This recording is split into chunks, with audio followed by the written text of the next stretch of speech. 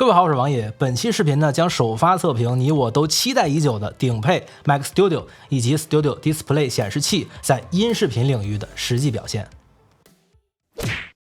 10多年前呢，如果你想完成一个稍微复杂的音乐工程，你需要花费好几个 W 购买当时极为先进的苹果 G5 主机。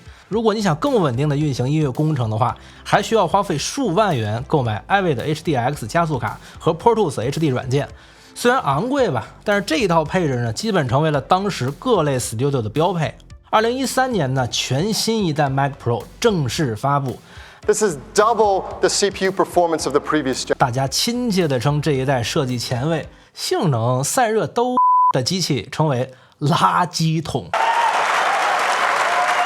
6年后的2019年，苹果对上一代垃圾桶的设计进行了拨乱反正，重新回归了塔式设计。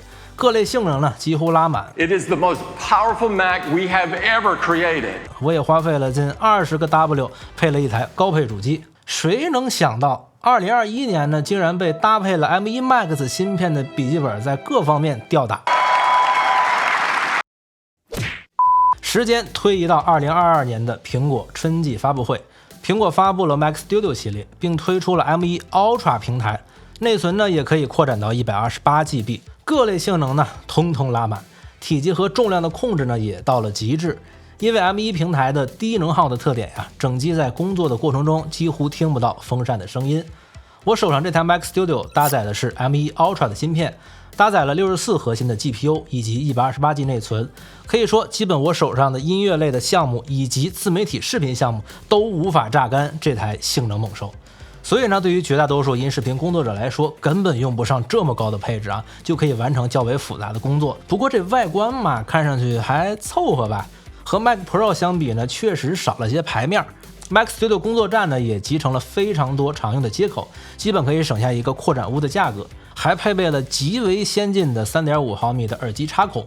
不过耳机口设置在后边啊，多多少少都有一些不方便。经过测试呢，耳机接口的耳放推力和 M1 Max 平台的 MacBook Pro 一致，非常优秀，基本上呢可以推动300欧以下的监听耳机。之前呢，在 MacBook Pro M1 Max 版本啊，有些固态硬盘无法读取的这个 bug 呢，在 Mac Studio 上面 bug 也得到了修正。有关于兼容性的方面， M1 平台呢，经过2年的过渡期啊，无论是 M1 Pro、M1 Max 还是最新的 M1 Ultra， 基本没有任何兼容性的问题。音频方面呢， Logic Pro 最新版、Pro Tools 2022、Cubase 12、Studio One 等主流的宿主平台依然没有任何的兼容性问题，非常的稳定。插件部分呢， iZotope Ozone 9、Waves 13、肥波还有 AudioTune Pro RX9 等最新的混音插件也都是完美适配的。编曲音色方面呢，我依旧测试了好莱坞、Complete、康泰克、雪清啊，也是没有任何的兼容性问题。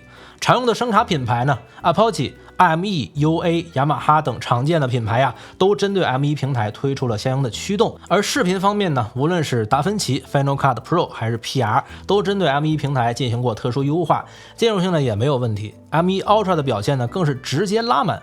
Final Cut Pro 呢在 M1 平台闪退的问题啊也已经修复。接下来就是这台 Mac Studio 和 M1 Max 平台以及 M1 Pro 平台的性能对比测试环节。另外呢，严正声明一下，因为我不打游戏，也不做其他类型的工作，所以呢，你想了解音视频之外的测评，可以去看看其他的 UP 主的测试。有关于性能测试呢，我们依然请出了极为吃算力的血清合成器插件啊，像是里边的 Pad 音色 Oscillator Settings 呢，我们调成了4叉。我找到了一个 Pad 音色比较多的工程啊，并且都替换成了血清的 Pad 音色，总计12轨 Pad 和几十轨其他音色的工程啊，同时播放。Buff Size 呢调到了32，最低延迟。M1 Pro 平台呢 CPU 占用率啊大致在 40%，M1 Max 呢在 25%， 而 M1 Ultra 的占用率啊居然低到了 12%。这胶水看来粘连的效果还不错嘛啊！我们继续测试 Logic 官方的全景声演示的工程，146轨，并且采用了 7.1.4 的总线进行播放。M1 Pro 平台的 CPU 占用率啊在 27% 左右，M1 Max 呢在 15% 左右，而 M1 Ultra 占用率在 9% 左右。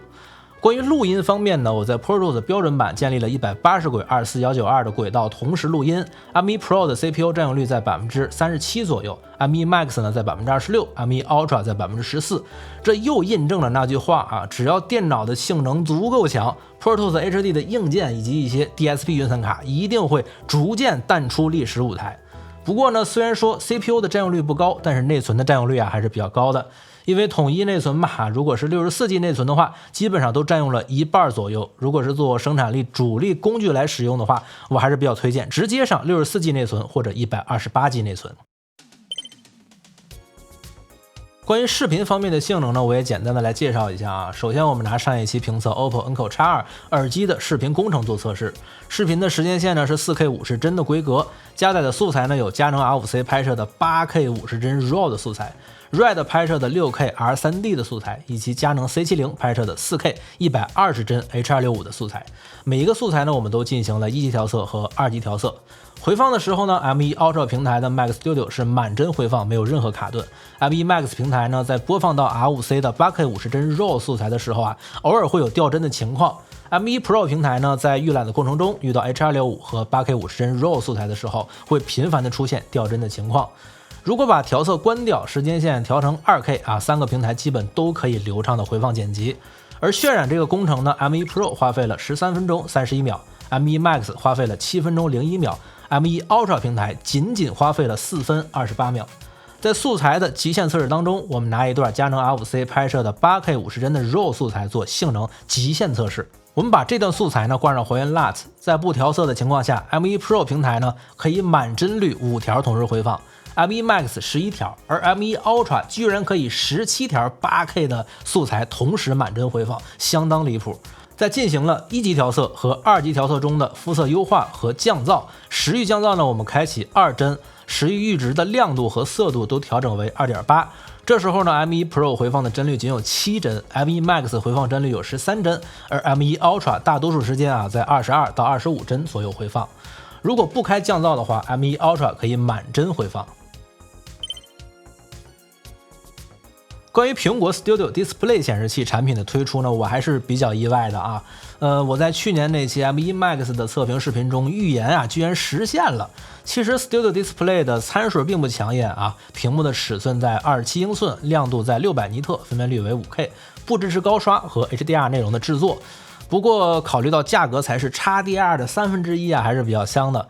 而且在 SDR 的制作环境中呢 ，Studio Display 的亮度啊比 XDR 还要亮。好，我们再来对比一下 Pro Display XDR 和 Studio Display 在不制作 HDR 内容的时候开到最大亮度的画面对比。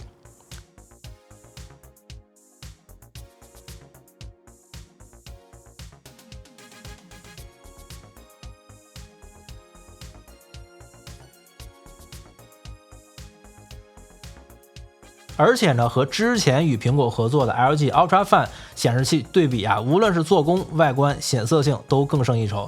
我们可以看一下 Ultra Fan 和 Studio Display 都开到最大亮度时画面的一个对比。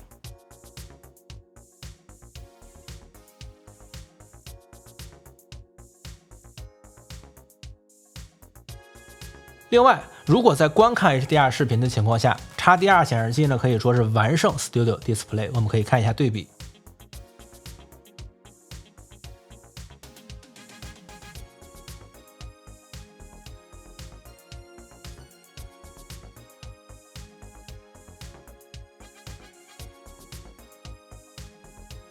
另外 ，Studio Display 除了是一台显示器之外，它还额外配备了 XDR 没有的1200万像素的超广角摄像头，支持人物居中的功能，配备了3个高速 USB-C 的扩展接口，还配备了高保真的6扬声器系统。播放杜比全景声音乐或视频的时候，还支持空间音频的功能。不过在空间音频的环境当中呢，左、中、右和上下的听感还是比较明显的，后方环绕呢不是很明显。不过说实话 ，Studio Display 内置的音箱系统还凑合，低频下减呢和音箱的响度啊比 MacBook Pro 会好一些，但是仍然无法当监听音箱和 HiFi 音箱来使用。